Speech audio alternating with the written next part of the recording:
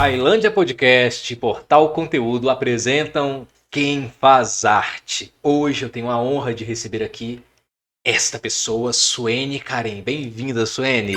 Ai, essa apresentação, gente, chega dói. Não, mas eu nem apresentei, eu nem disse que ela é uma das produtoras mais recorrentes do DF, eu nem disse que ela é uma das elaboradoras de projetos em formatos editalizados mais competentes do DF. Eu não disse que ela é a minha consultora cibernética, para quem eu choro e choro no sentido literal, para falar, eu não sei mandar este e-mail. Então, a dona da porra toda é essa mulher. O nome do programa é Quem Faz Arte, mas para se fazer arte precisa passar por pessoas como Suene, que é uma super produtora cultural e que entende muito bem, né, minha amiga, como é a feitura desses bastidores. É isso. O quão é a labuta, né? O quão é penoso, não é só alegria, não é só felicidade.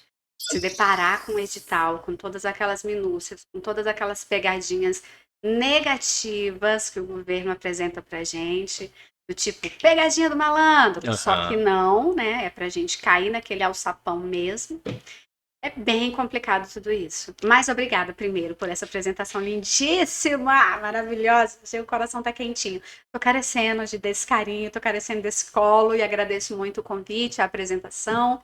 Sigamos, pois. Sigamos. Quando Suene fala de pedir esse colo, gente, vocês não têm noção como é difícil ser produtor cultural. É muito recorrente a gente ver colegas produtores cansados, um pouco estressados, porque para quem aprova um projeto, às vezes é um projeto por ano. Exato. E a gente respeita que este momento seja o momento deste proponente. Mas para quem produz projeto, é um projeto por semana. Quando não, 2 por semana. Então muitas pessoas, né, Suene, pensam até que a gente é um pouco mais insensível, porque a gente lida de uma maneira mais pragmática com a produção. Se a gente não lidar dessa maneira, tanto eles como a gente não tem trabalho, porque de alguma maneira eles dependem do nosso trabalho. E também dessa nossa agilidade, também desse nosso pragmatismo. E olha que para uma pessoa tão sensível quanto eu, tão canceriana, dizer que conseguir estabelecer esse contraponto de ser pragmática é um tanto difícil, mas extremamente necessário para executar meu trabalho e para mostrar a realização do meu trabalho para quem está me contratando, no caso, os proponentes dos projetos. Isso. Que é bem isso, né? Você escreve, vamos pegar de exemplo o edital do FAC. Você escreve agora para, se aprovado, você receber e realizar ano que vem, 2024. E aí a pessoa, o proponente, vai estar esperando e a gente já vai estar fazendo diversos outros que foram aprovados ano passado. E que precisam ser executados agora, porque Isso. Desde que eles foram empenhados, a fase de produção é neste momento, então não para. Mas me ajuda a pensar. Quando eu escrevo um projeto do FAC, eu primeiro vejo se ele é potencialmente aprovável. Exato. Existe uma análise ali, vários critérios. Isso. Ele sendo potencialmente aprovável, eu dedico um tempo de trabalho para essa equipe que me contratou para que a gente possa desenhar esse projeto. É cerca de 9 meses até o dinheiro entrar na conta se aprovado. Isso. Mas nós, produtores, não podemos esperar esses 9 meses. A gente está trabalhando o que a gente mandou ano passado. Mas por que essa consciência é só nossa?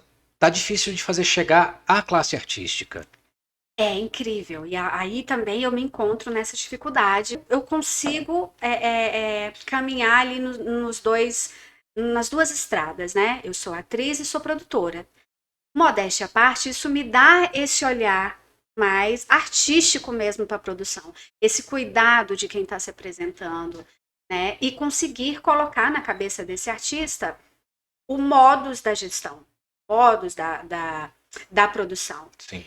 Óbvio que não é todo mundo que entende, e a partir daí tem os embates, tem os enfrentamentos, tem os cortes de laços, que na nossa classe acontece muito, né? Você está lidando com a administração de um projeto que envolve 20, 30, 40 pessoas.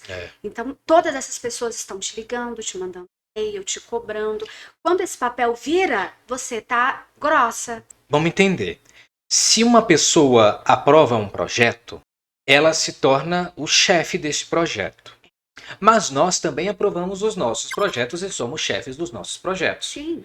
Há um pensamento ingênuo de quem aprova projeto passar a se considerar um déspota, um mandão.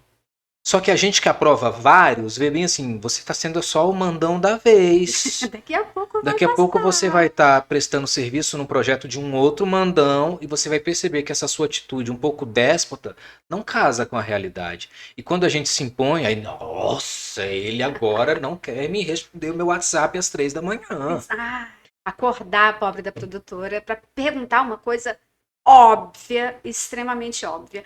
E aí a gente vai sempre caindo na mesma questão que é. O artista, ele tem esse processo do ego. Eu, quanto artista, também tenho, obviamente, Sim. todos temos. O ego é algo extremamente positivo no nosso trabalho, na nossa carreira, na nossa atuação. Mas é claro que em algum momento ele dá aquela desequilibrada, e ao contrário, o salto dele não quebra, né? O salto dele sobe. E aí ele não se enxerga nesse lugar de estou contratando aquela pessoa, existem horários, existem dias, feriados, E finais de prazos. semana, e Ai, amanhã eu prazos. envio. Não dá, eu tô com o site aberto e o site dura 1 hora. Não, e a palavra urgente, né? Eles adoram isso. Me manda isso aqui agora urgente. Aí você pediu, já tem 2 meses, ele não te mandou. Mandou a cópia do RG. Esse. Você pergunta um número de CA, que ele vai lá no site da secretaria e baixa O o CA. PDF inteiro com 220 páginas pra gente achar o SEAC dele. Meu Deus. É de enfiar o dedo no cu e rasgar. Essa pessoa Não tem nem maravilhosa. cu mais pra enfiar dedo e rasgar. Mas é isso, assim, tem esse bololô doido, né? Que todo mundo acha que sabe de tudo. Quando se descobre não sabedor, te contrata. Ou não te contrata, que aí é a parte mais legal, que fica te ligando de Pra 2 em pedir 2 consultoria. segundos. Eles não admitem sequer que isso é uma consultoria. Você que pare o dia para ficar a cada 1 hora, 30 minutos com ele ao telefone, explicando o beabá, o passo a passo. No final ele chama outra pessoa, ele aprende e faz sozinho. Cara, Suene, compartilhar uma coisa com você ouvindo esse seu testemunho. Isso é muito legal. Isso aqui poderia ser até uma sessão de descarrego. Sessão terapia. Ano passado eu fui escrever um projeto que era potencialmente aprovável. E a pessoa que me contratou, eu cobrei X reais. Ela fez o Pix e eu falei, olha, eu vou começar a fazer e eu escrevo o seu projeto em 1 semana. Eu não dou mais que um prazo de 1 semana porque eu escrevo 16 projetos. Então, eu sei fazer um projeto em 1 semana corrido do meu jeito, mas bem feito. Aí essa pessoa me contratou. Aí toda hora eu perguntava, preciso de tal documento, estou numa reunião com o secretário. Preciso de uma certidão, estou agora com o governador. Aí teve uma hora que eu falei, mas o projeto é teu? Você não quer aprovar porque prazo é esse. Aí ele falou bem assim, mas eu vi que o FAC prorrogou a inscrição. Eu falei, mas o fato Jura? da prorrogação do FAC ter acontecido não quer dizer que eu sou exclusivo seu. Eu faço meu dever de casa até a data inicial. Se prorrogou ou não, eles que lutem, mas o meu eu vou entregar no prazo. E depois do seu eu tenho vários. Menino me chamou de tóxico, disse que eu era super, super chato, parará. Aí eu pensei, não, vou agir dentro da lei. Me fala seu CPF. Aí me deu.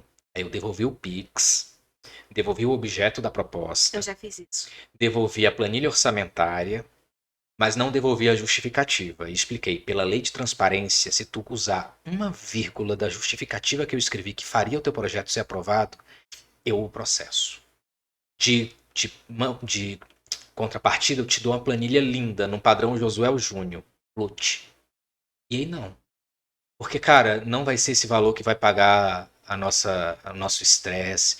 E um artista desse, que aprova projeto, ele pode aprovar. A prestação de contas vai ser tão cagada quanto essa resposta de falar, seu tóxico. Mas ainda tem esses que querem, que sentem prazer de ficar nesse lugar do não sei, vou pagar alguém para fazer. Porém, esse alguém tem que fazer do dia que eu quero, do jeito que eu quero, na hora que eu quero, no momento que eu quero. Não, amor, não funciona assim.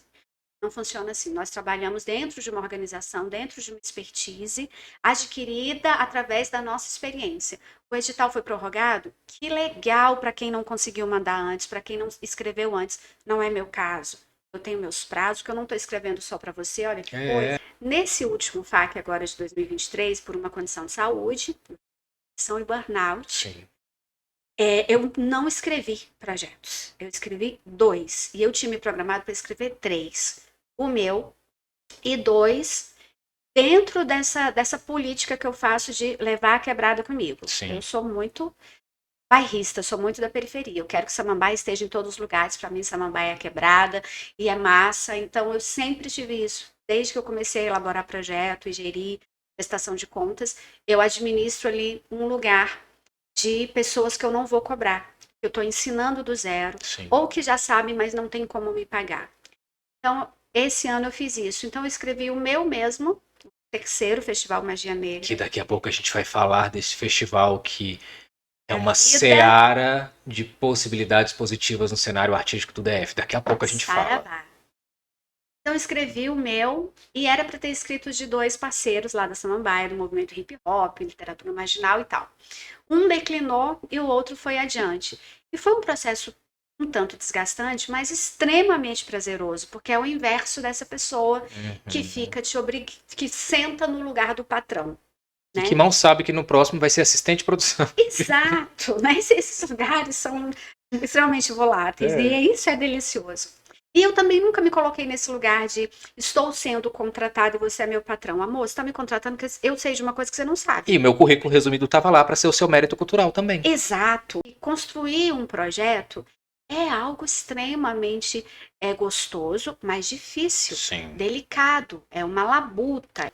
Mas a gente pega diferentes individualidades, porque também são sonhos desses artistas, e a gente tem consciência de que está lidando com sonhos. E a delicadeza de você lidar com os sonhos de alguém. Claro que a gente tem que falar assim, olha, mas talvez o seu sonho não cabe em 60 mil, ele caberia em 200. Se for 60 mil, vamos fazer um quarto do sonho? Senão não vai caber no projeto. Eu tenho projetos de 80 mil que eu fiz, em que estava pedindo 20 mil para o diretor artístico. Eu falei, sim. Vai pagar quanto agora para a equipe? São 12 pessoas na equipe. Eu vou pagar um salário de menos R$2? E um Big Big. E um Big Big. Eu penso, Suene, que é como se fosse um trabalho de escola. Eu tenho que ler o livro, eu tenho que fazer uma resenha, eu tenho que apresentar um seminário. Se eu entendo as regras, as minutas desse edital, eu vou ver o que o edital pede. Por isso é um edital naquelas categorias. O que enfraquece o movimento é a pouca vaga nos editais, que faz a disputa ser muito mais acirrada. Mas eu sempre imaginei que é como um trabalho de escola. Eu preciso me dedicar, me debruçar, ouvir sobre o projeto e ler. E enquanto eu estou ouvindo, eu já sei, cabe em 7 meses, 2 de pré-produção, 4 de... Ok, já tenho esse projeto em mente. E eu sei que isso assusta às vezes. Sim, você tem que readequar o sonho da pessoa. Né? Eu aprendi lá com a Tribo das Artes, que foi minha grande escola de formação cultural, foi a Tribo das Artes, uma escola de formação artística e política ao mesmo tempo.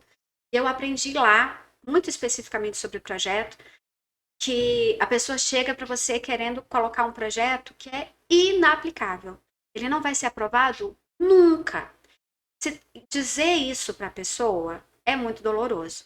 Então tem esse lugar, né, da sensibilidade, de colocar para a pessoa, olha, isso daqui que você quer não é possível, mas isso, mudando um pouco isso. Então mexer com o sonho de alguém, principalmente quando essa pessoa está jogando tudo. Né? Eu já declinei de um projeto também, quando a moça me chamou e falou bem assim, esse projeto é a salvação da minha vida. Não mandem projetos como sendo a salvação da vida de vocês. Porque a gente não consegue salvar nem a nossa. Não. Você tem um projeto de 100 mil para circulação de um espetáculo. Esse espetáculo vai circular por Rio de Janeiro, São Paulo, Minas e Brasília com 100 mil. Se são 4 pessoas na equipe, uma diária de hotel vai ser R$130, vezes 6 vai ser o quê? R$700 por pessoa, 700 por 4. Caraca, velho. Alimentação, hospedagem, traslado. Não vai dar. Acabou. Opta por circular em Taguatinga, Guará, Ceilândia e Plano, porque vai ser menos oneroso e ainda assim não vai dar para todo mundo lucrar bem, vai dar para fazer com dignidade o projeto. Mas antes quero explicar uma parada. Já foi muito pior. Não, você falou uma palavra que eu adoro, assim. Mas eu acho que a sociedade não adora para a gente, artista, que é lucrar. Nós somos proibidos. Nós somos proibidíssimos de lucrar. Lucrar, pra gente, vai. A gente não precisa, a gente não paga aluguel, não compra roupa, não manda filho para a escola. Então, lucrar, né? A gente não pode ter arte como produto, não é verdade? Ariano, por exemplo, Ariano Suassuna, ele tinha essa defesa, né, esse mote concreto absoluto, que a sua arte, a arte de ninguém tem que ser um produto. Dentro da vivência de Ariano, dentro do tempo em que Ariano nasceu e executou seu fazer artístico, e esse entendimento é super tranquilo para mim. Sim. Também não faz jus você gostar de alguém e acatar tudo que essa pessoa fala. Sim. Não precisamos disso. E aí tem esse contraponto, né? Que Ariano absolutamente não admitia o nosso trabalho quanto um produto. Para mim é óbvio que o meu trabalho artístico é um produto, posto que é ele que me sustenta. E até não questionando Ariano Suassuna e seu legado, mas Exato. o filme de Guel Arraes, O Alto da Compadecida, que foi minissérie, teve leis de incentivo para serem feitas, senão jamais seria gravado com aquele elenco maravilhoso. Exato. E essa dificuldade da gente mexer com o sonho dos artistas é uma dificuldade anterior que eles não leem edital. Quando leem, eles não entendem. Porque aí tem uma dificuldade nos imposta pelo sistema. Digo, governo, Secretaria de Cultura, que faz o edital. E é um edital numa linguagem jurídica. Numa linguagem absurdamente arcaica, com um palavreado de pouco entendimento, com pegadinhas, com números absurdos, por exemplo, os projetos na área de audiovisual, que tem a obrigatoriedade do audiodescritor. Um amigo, meu mestre querido, professor Adriano Campos, me mandou um exemplo de um dos projetos que ele escreve. Ele falou: Su, esse projeto aqui é inexequível, é impossível. Porque se a gente for colocar tudo de obrigatoriedade de audiodescrição, o valor da audiodescrição supera o valor da linha. E não quer dizer que o artista ou o produtor não queira usar a audiodescrição. A audiodescrição é um serviço tabelado, não se pode mexer. Sim. Cabe à criação do edital injetar uma verba que seja específica para os serviços de acessibilidade vigentes no país. Senão, eu lanço um edital de 100 mil. Aí eu falo, agora você vai precisar tirar desses 100 mil, 7.500 para audiodescrição. Mas a gente fala, mas onde houve um incentivo maior para que isso fosse equânime? E aí cria-se uma narrativa, uma vez foi Ana Flávia Garcia que falou dessa narrativa com a Ana Tirana, que é a persona dela. Maravilhosa. Cria-se uma narrativa de que o artista e o produtor é contra a acessibilidade. Tá nem Ele não quer. Exatamente. Quando na verdade a gente quer. O que não der é para instituir novas rubricas sem aumentar o valor de mercado de cada projeto. Uma audiodescrição custa R$ 7.500 a depender do fornecedor. R$ 7.500 ele é muito dinheiro num projeto de 100 mil. Então tem que aumentar o valor, não pode ser 100 mil, tem que ser 100 mil, 110 mil. Sim. Aí dá.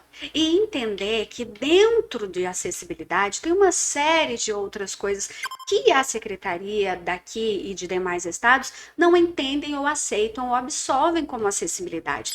E que são ações que se gasta menos, mas se contrata mais pessoas, faz o restante das pessoas entenderem o processo de acessibilidade. Sabe? Teve uma oficina uma vez da Débora Aquino, lá no Espaço Imaginário, na Samambaia, sei lá, 7 anos atrás, onde a Débora listou, assim, em meia hora, mais de 15 ações de acessibilidade que gastam pouco nos projetos e nenhuma dessas ações está apontadas como qualquer mínimo exemplo no edital do FAC. Sabe uma coisa que eu não sabia, por exemplo? Quando espetáculos optam por não usar iluminação estroboscópica, já é acessibilidade para a pessoa que possui, a pessoa com autismo e pessoa esquizofrênica. Exato, porque a movimentação da luz e a luz colorida as deixam mais sujeitas a um possível ataque. Tá vendo que isso não muda em nada o projeto, isso é um carinho que a gente aprende a ter com o público. Não muda, não altera valor, não sobrecarrega quem está elaborando, não sobrecarrega o proponente que está ali, pelo amor de Deus, o projeto é tão lindo e não foi aprovado só por isso. E aí eles colocam aquelas ações caríssimas, que é muito engraçado porque eles não fazem, né? Você chega num espaço público e não tem essas acessibilidades. Os equipamentos deles não tem. Vai no museu. Não tem. Não tem um fonezinho para você ver, não tem plaquinha em braille. E eu e diversas outras produtoras já descobrimos formas fáceis de fazer isso. Outra forma que eles não entendem como acessibilidade assim como esse excesso de luz e movimentação, é as impressões em X tamanho de letra, em X tamanho de fonte. Para o público idoso, para o público que tem algum tipo de grau maior de lente, de óculos. A nossa língua, no geral, a nossa língua neutra também, para a gente falar é muito legal, é super inclusivo, é super isso. Na escrita e na impressão é horrível, porque os leitores, os aplicativos leitores, travam diante do X, diante do E. Eu aprendi que, na pior das hipóteses, você pode usar o TODES, mas o TODEX é horrível. Não chega para o público. Os aplicativos não conseguem ler. Tem uns ainda que te coloca o TODEX, o X com um arroba. Aí, O aplicativo, se falasse, ele ia falar, fudeu pra vocês agora. cara, é legal porque é um retorno que a gente dá até para explicar melhor. Quando eu recebo um release de assessoria de imprensa e eu preciso disparar para a imprensa um release com linguagem neutra, eu respeito o release. Sim. Mas eu respeito o release no portal conteúdo, que é onde eu escrevo. Eu coloco no A Brasília, no Aqui Tem Diversão. Infelizmente, se eu mandar isso pro Globo, pra Folha, pro Correio, o meu release ele vai ser descartado, porque o jornalista de plantão vai ter muito trabalho de trocar os arrobas. Sim, que é linguagem e comunicação. Você tem que saber com quem que você tá falando. Aí às vezes eu tenho medo, e eu como um homem gay, eu tenho medo de explicar isso dentro de uma produção que me contrata e pensar que eu estou agindo contra toda a gama do LGBTQIAP+. Mas eu faço parte dessa gama também. É porque dependendo dos espaços, se eu mando, não entra. E eu como assessor, porra, eu quero que entre, eu Claro. quero divulgar a tua obra, né?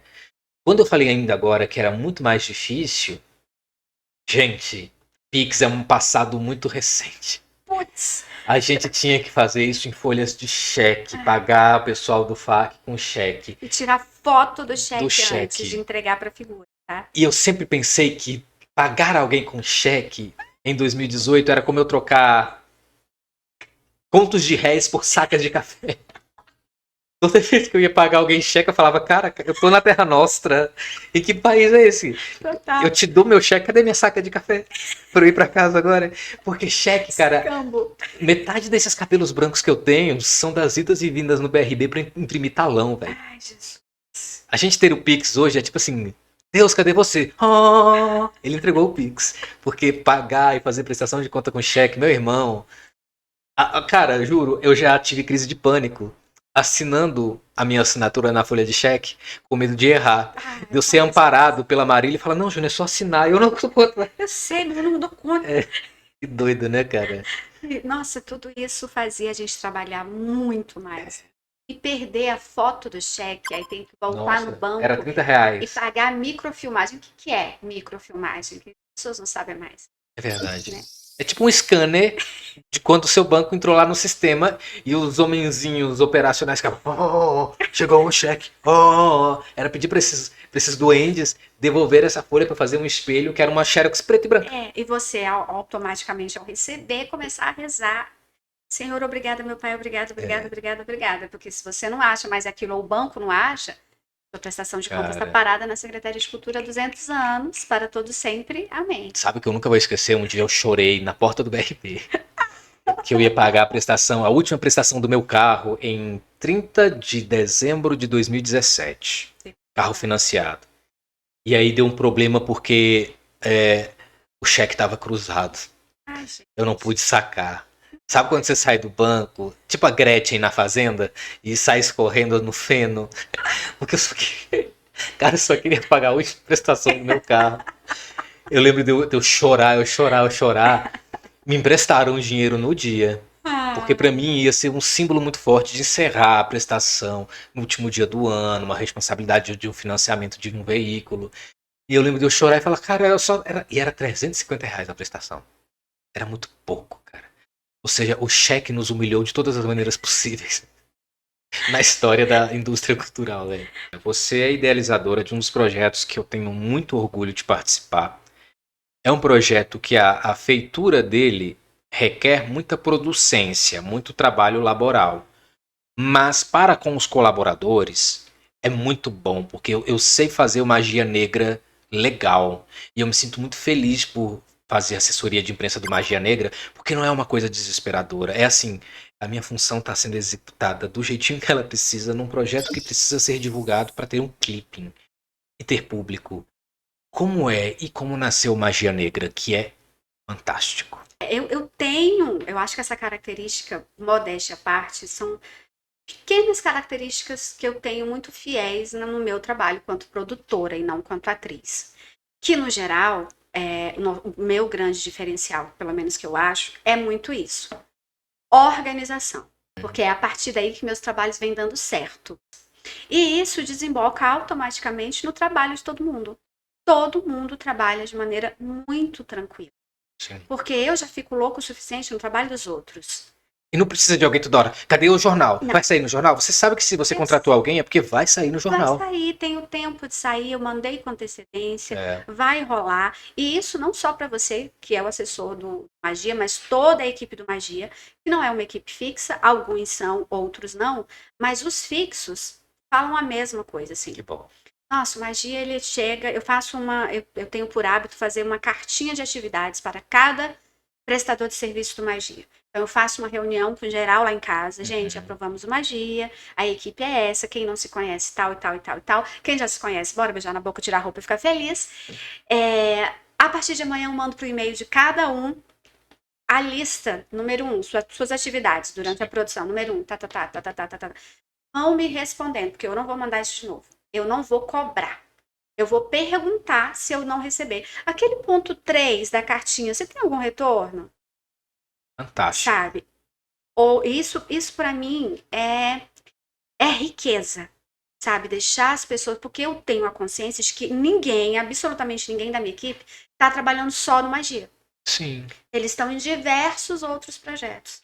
Então eles têm que se organizar. Se eu der as coisas mais facilitadas, melhor para mim, melhor para o meu projeto, melhor para a minha prestação, melhor para a visualização do meu projeto junto à secretaria. E para a gerência desse RH, porque é um Total. RH que está sendo instruído a trabalhar de uma maneira digna. Porque o que a gente pede é só dignidade. Quando E parece que é tanto, né? É só dignidade, é o respeito com o coleguinha. Eu, infelizmente, ou felizmente, não sei, eu criei uma cláusula no meu manual de assessoria. Eu não participo de grupo de WhatsApp. Me doeu muito criar, porque eu pensei, eu tô me expondo pela primeira vez como uma pessoa muito chata que não participa de grupo de WhatsApp, arrogante, pedante, metido. Mas eu não tenho um grupo de WhatsApp. E vou te dizer, há 5 anos eu não tenho um grupo de WhatsApp e nunca deixei de fazer uma assessoria, nunca perdi um contrato e nunca deixei de divulgar. Então, foi um vício, uma histeria coletiva tão forte a questão dos grupos do WhatsApp, Sim. que chegou um ponto que isso causa burnout, causa uma série de problemas na gente. E aí eu pensei, não, cara, e-mail ainda funciona e funciona bem. Eu sei responder e-mail, eu sei responder o Drive, as questões do Drive. Então tá lá. Não preciso ficar o tempo todo ouvindo discussões de outros no WhatsApp para fazer um serviço que é meu.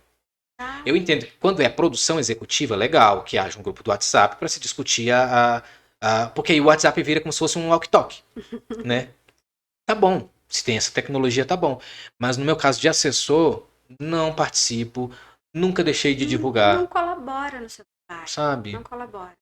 E esse Mas foi o incentivo, processo. eu sei que é um processo. Para mim também é nos outros projetos, né?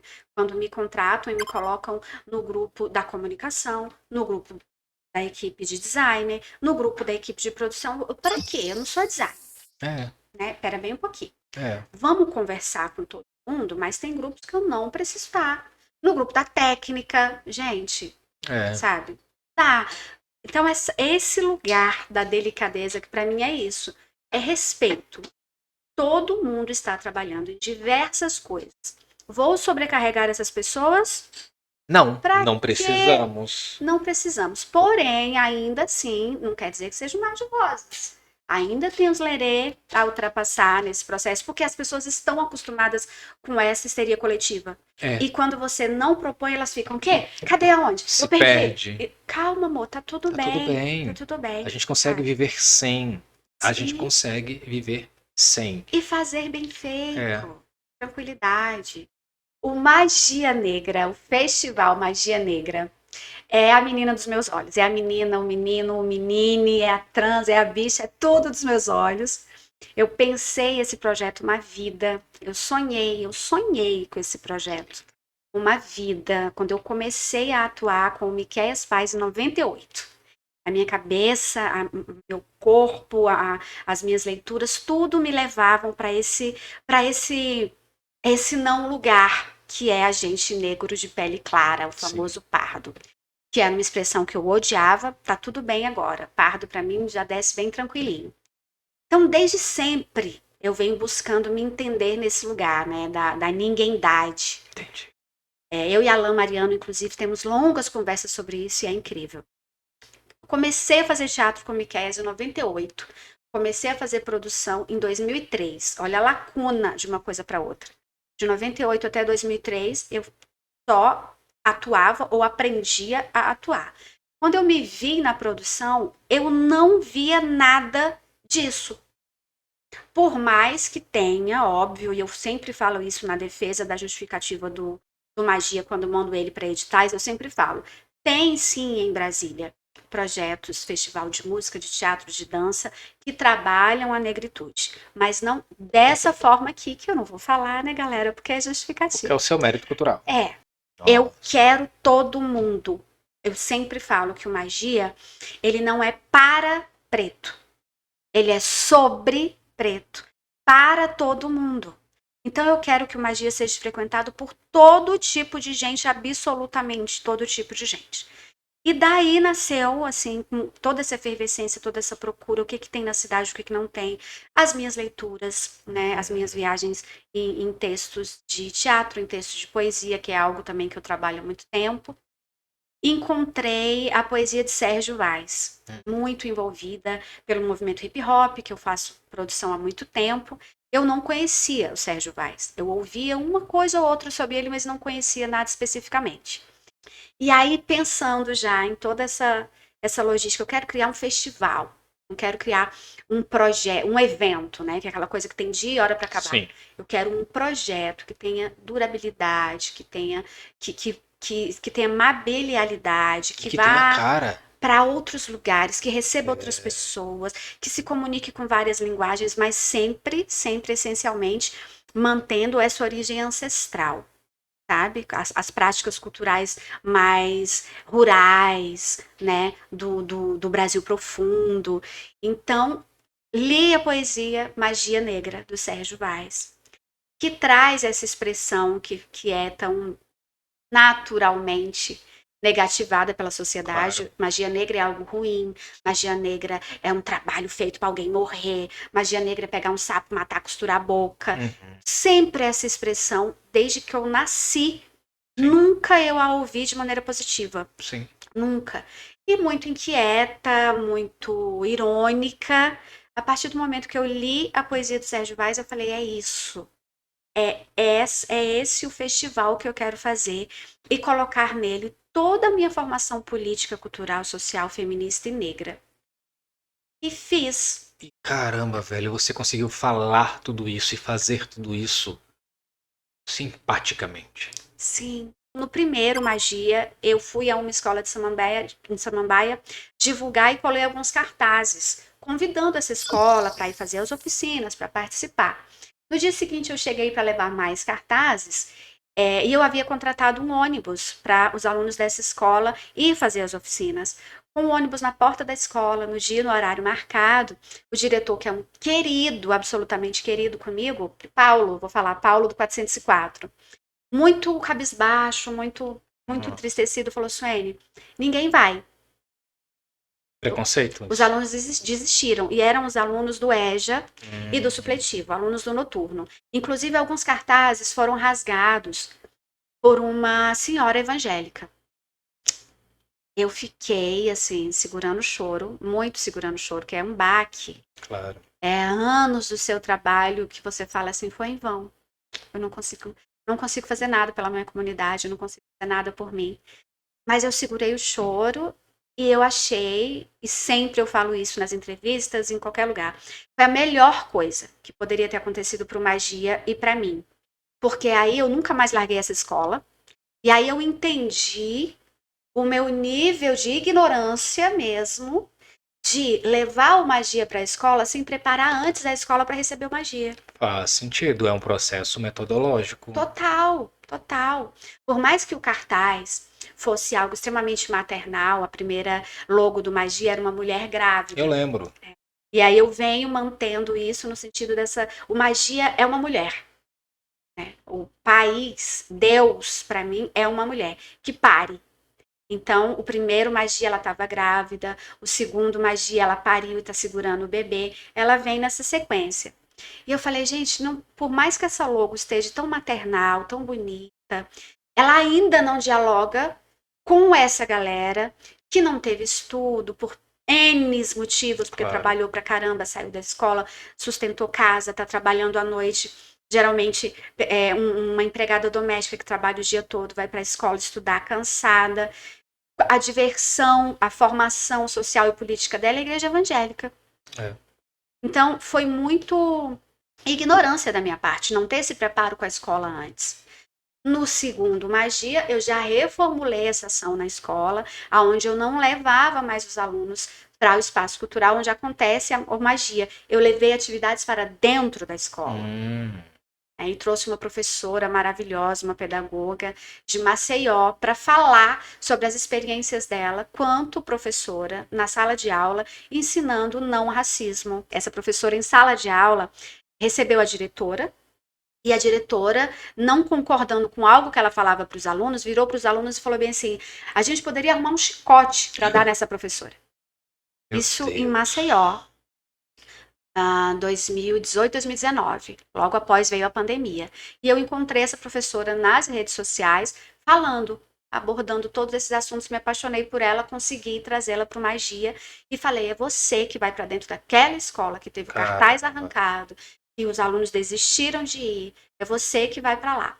E foi a coisa mais linda essa ação dentro da escola. E a receptividade foi positiva? Foi muito. Não era o mesmo público, Claro. né? A galera que fez isso era do noturno, a gente trabalhou com os adolescentes da tarde, mas eles se comunicam, Claro. né? Os cartazes voltaram a ser colados na escola e nenhum foi rasgado. Nossa. Sabe? Uma aula de análise musical, eu levei Raul Seixas para tocar na EJA. Eu gosto de levar LP. E uma aluna minha, muito querida, por sinal, uma senhora evangélica, ela pediu para sair porque o pastor só permitia ouvir música gospel. Mas aqui eu não sou seu pastor, sou seu professor. Então, com conteúdo, talvez seja interessante você ver algo que a escola te mostra, mas que talvez não tenha na igreja. Aí já puxei.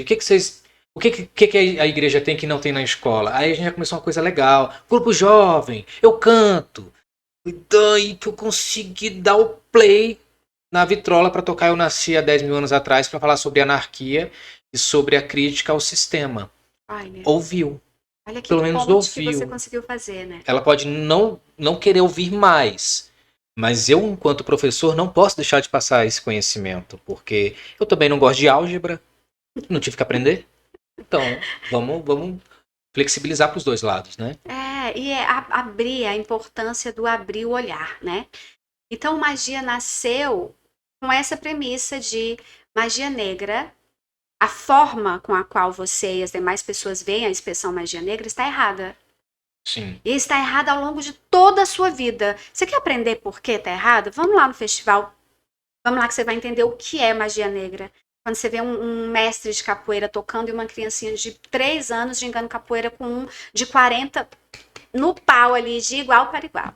Isso é transformação por meio da arte. Exato, e é essa limpeza de olhar, porque o nosso olhar, ele é sujo, ele é viciado, pelaquilo que a sociedade nos impregnou uma vida inteira. Você sabe que se fosse produzida hoje, Da Cor do Pecado não poderia ter esse título, né? Exato. Porque é um título depreciativo. Sim, sim. E seria pior, porque a novela ia se chamar Chocolate.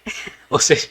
Troca 6 por meia dúzia, né? Teve uma professora da UNB uma vez que ela deu uma palestra falando do que me adianta vender de maneira publicitária que vai ser a primeira protagonista preta da Globo se o nome da novela é Da Cor do Pecado. Sim. E caralho. Nunca eu tinha pensado. Essas pegadinhas que tanto os editais quanto a sociedade nos dá. Ontem, especificamente, eu lendo um post maravilhoso de um professor falando exatamente dessa pegadinha social. Então a gente não é racista porque tem uma novela chamada A Cor do Pecado e a protagonista é uma mulher negra. Mas o nome é isso, hipersexualizando o corpo daquela mulher. Mas a gente tem que ficar feliz, porque já tem uma mulher negra. Porque é uma oportunidade que foi dada, né? Eu lembro de uma professora de maquiagem cênica que falou bem assim, vocês já analisaram a música, eu não lembro o título da música, mas aquela que fala: o teu cabelo não nega mulata, você é mulata da cor, mas como a cor não pega mulata, mulata eu quero seu amor. Olha isso. Depreciação total da figura feminina. Catarse, né, nessa hora. Porque você fala, caramba, e onde é que a gente não tava? Por que não existia um festival Magia Negra nesta minha fase da vida? Para que a gente pudesse ser adolescentes e jovens mais preparados. Claro, graças a Deus, a gente também existe, porque a gente também vai aprendendo e outros tantos criadores vão ensinando pra gente. Mas A vigília, ela é 24 horas. É. Ela não pode parar. Exato. Se a vigília para, o mal toma conta. E o Toma. mal é esse vício da sociedade. Exatamente. É o vício da sociedade, é o vício do coleguinha que nos contrata no projeto cultural. É a piadinha, é é a só piadinha. piada, é só pra rir. É, Você tá chato toda hora falando que isso é racismo. Para de ser que chato. coisa, né? Agora, eu acho tudo isso muito positivo, isso que você tá falando. Porque eu chamo isso de evolução. Uhum. Não adianta a gente hoje, em 2023, com a idade, a cabeça e o mundo escroto que a gente tem, cobrar que essas pessoas lá de 30, 40, 50 anos atrás não tivessem composto essa música, não Sim. tivessem feito essa novela. Sim. Gente, isso é evolução. A gente nasce, vai evoluindo, aprendendo o que é certo e o que é errado para não fazer. Isso. Não adianta hoje a gente simplesmente dizer que essas músicas não podem ser tocadas nas marchinhas de carnaval, Sim, não podem sim. ir para os blocos mais. Eu acredito que elas estando é que vai fazer essa catarse que aconteceu com você nos demais. É. Porque senão você vai para aquela. A gente vive nas nossas bolhas, né? E as nossas bolhas, de acordo com aquilo que a gente gosta, acredita. Então, se você vai para um lugar que não se discute essa marchinha, que não se discute essa composição, você não vai saber que ela era errada, que ela era certa. É. Você não vai saber que naquela época estava tudo bem e que agora é uma filha da putagem. É. Então não adianta a gente esconder tudo isso como não aconteceu. Eu lembro de uma entrevista que a Preta Gil falou sobre isso também, quando ela foi cobrada em cantar determinadas músicas num bloco de carnaval. Ela falou, galera, a gente tem que cantar, que é para saber como era no passado e se questionar. Agora, se a gente cantar isso, vai estar normal? O Luiz Caldas faz muito bem esse papel. Ele se autocorrige Sim. com fricote. Ele explica antes de cantar: olha, E essa é música maravilhoso que eu ele compus em faz. 85, era uma brincadeira melódica em que a gente pensou mais no ritmo. Tananana, tananta, tananana, tananana, tanana. O que Aham. rima? Nega do cabelo duro. Mas ele faz meia-culpa, ele Claro. explica e diz: cantarei pela nostalgia do festejo, mas entendo totalmente o que essa música diz e não faria igual. Isso é argumentação teórica, isso é montagem justificativa. Sim. Isso é mudar o objeto da proposta para falar isso aqui não é viável, não porque é porque entra em outras camadas, entra nessas camadas da respeitabilidade, da aplicabilidade prática do projeto. É muito fantástico. Eu escrevi um projeto tempo desses para o Galileu Fontes, que é um palhaço que queria fazer uma versão de Futi e Chocolat, que era um palhaço Augusto e branco, e que um deles era preto, e o preto era sempre colocado em lugar depreciativo em cena. Aí eu pensei, cara, eu não posso escrever sobre Futi e Chocolat, que são palhaços franceses, para um parecerista aqui do Brasil. Eu quero falar mais a fundo, para eu falar dos dois, eu tenho que falar do ET e Rodolfo, que era colocado nesse mesmo lugar de Sim. depreciação nacional, do Praga, do show da Xuxa. Eu que amo Xuxa, quando eu vejo o Praga, eu falo, cara, isso não era legal, hein?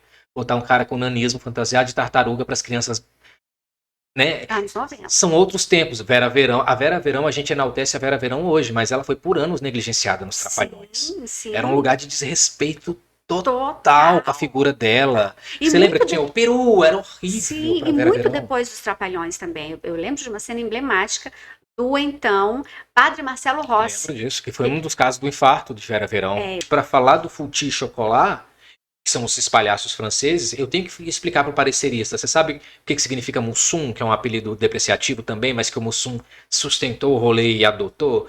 O Tião Macalé, que era um homem preto, que era um trabalhador da indústria da televisão, que se deixava ficar feio para depois de ser subjugado falar nojento. E aí, cara, esse assim eu tenho orgulho, esse ganhou pontuação 100. Porque nesse eu entendi, cara, tá aí. Para eu falar de uma coisa, eu tenho que falar daquilo que está perto. Todo mundo vai lembrar do ET e Rodolfo e ver como a imagem daquele homem que tinha múltiplas deficiências era ridicularizada na televisão. E todo mundo via o Gugu. Então, ali você entende, tá vendo? Não é só um discurso. São ideias que também são postas em projetos para que a gente possa potencializar e fazer uma arte digna. Então não adianta negar que lá atrás foi assim.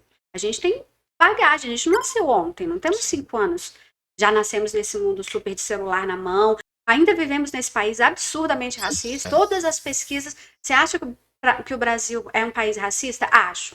Você é racista? Não. 90% da população diz não, que não é racista. Mas confirma que o país é. Essa população está morando aonde, então? Eles não se reconhecem. Evolução. Não adianta negar que essas coisas existiram. Não adianta. Evolução. E essa conversa de hoje nem foi pautada e planejada. Porque a gente é desses. Pauta pra quê, Brasil? Cara, eu fico muito orgulhoso por você ter vindo. Eu acho que não poderia ser diferente. Eu não sabia que rumo a nossa conversa ia ter, mas eu tinha consciência de que a nossa conversa ia ser no âmbito da sinceridade. Falamos de produção, falamos de pensamento artístico, de crítica social, mas a gente não precisou usar do desamor para falar disso, né? A gente respeita quem queira usar mais cólera. Eupínio Marcos diz: quando a voz que berra de dor não tem resposta, é justa a cólera. Mas esses dois amorosinhos daqui, sofredores da produção cultural, esses dois já estão tão cansadinhos e se amparam tanto nas redes, nas nossas conversas. E a gente meio que falou de tudo que nos dói, porque quando a gente cita o coleguinha que a gente devolve o Pix, porque exigiu de nós uma fidelidade que não precisa, dói. Antes da gente dizer agora que passou, doeu, a gente realmente ficou pensando, será que eu sou tóxico, que eu não atendi ao anseio de uma pessoa megalomaníaca? E rede de apoio não é fazer foto de rede de apoio. Esta mulher é uma rede de apoio muito forte para mim, porque pouca gente, eu acho que só meu terapeuta e minha mãe me veem chorando nesta vida, e Suene me vê chorando direto, porque tem coisa que eu não sei fazer, e eu sofro por não saber fazer, e eu recorro a você com muito agradecimento, confiança, e sei que no máximo que pode acontecer, ela fala, não te respondo agora, mas quando me responder, o sentido amável vai vir. Eu sou muito grato por ser teu amigo. Sou muito orgulhoso de saber que eu posso contar com você, seja para a consultoria do FAC ou para a consultoria da vida. Porque eu espero também que você tenha em mim essa pessoa. De coração, minha amiga. Muito Eu obrigado. tenho sim essa pessoa em você. Agradeço demais tudo. Toda a nossa relação, a nossa ligação, o nosso coração. Eu poder te tranquilizar de alguma maneira nos seus choros, nas suas crises de ansiedade. Isso para mim é muito caro também, nesse meio que tem muita foto de abraço e pouco abraço, né? Sim. Poucas pessoas que vão lá em casa. Só te ver, só tomar um café com você. Mas 300 ligações por dia. Escreve meu fax, escreve meu fax, escreve meu fax. Eu sinto muita falta desse afeto, de fato. E eu tenho isso nas minhas produções. Eu repito, eu sou essa pessoa com muito ódio guardado. Essa pessoa furiosa com a vida, com o mundo, com as pessoas, com a política, com a ruindade. Mas no meu trabalho, eu tenho consciência da minha doçura. Eu tenho consciência extrema do meu carinho com o meu trabalho. Eu ouvi uma vez do Léo Monteiro, da Cinese. Ele sempre que me vê, ele fala, ei, a produção Hello Kitty, ela não grita. E ele veio do cinema, que é... E eu falei, Léo, porque no dia que eu gritar, amor, você vai me dar 3 tapas na cara e vai embora, nunca mais você olha pra mim. Porque eu vou gritar pra acabar com a sua vida, entendeu? Não quero chegar lá. Não precisa, na realidade. Não precisa. Porque a gente está trabalhando hoje, amanhã de novo, mês que vem a gente se encontra de novo. No outro, de novo. Para que essa loucura que vocês acham que é a metodologia de trabalhar a produção? Porque se alguém gritar comigo, amor, eu vou ter que estar muito errada para eu não gritar 3 vezes mais com ele. E tá cheio de Marlene Matos por aí. Cheio. Então, o que vale pra mim é fazer o meu trabalho bem feito. E não gritar pra dizer que eu sou a poderosa, que eu sei mais. Não sei mais do que ninguém. Olha aqui o meu projeto de 50 mil reais. Todo mundo me obedece. Não sei mais do que ninguém, não quero saber mais do que ninguém. Eu quero fazer o meu bem feito, quero fazer o seu quando você me contratar bem feito. Sair linda com as contas pagas, estudando, carregada de livro, que é só o que eu compro na Vida é Livro. E vida que segue, gente. É isso. Muito obrigado. Obrigada pelo convite, por esse momento. Que bom, fico feliz. Gente, esse foi o Quem Faz Arte de hoje. Vocês estão vendo que eu tô até terminando assim. Porque... Ai, que fotos lindas, minhas. Fico passando Suene aqui atrás o tempo todo. Olha aí minha vida. O Alan que a gente citou. Gente, é porque é muito bom poder entender que o ambiente pode ser hostil. Mas é possível endurecer, sim, sem perder a ternura. É isso. E estamos aqui para isso. Esse foi o Quem Faz Arte com Suene Karim, uma ação do Tailândia Podcast, Portal Conteúdo. A gente se vê com essa e com outras entrevistas. Até mais. Obrigada, gente. Valeu, quebrada!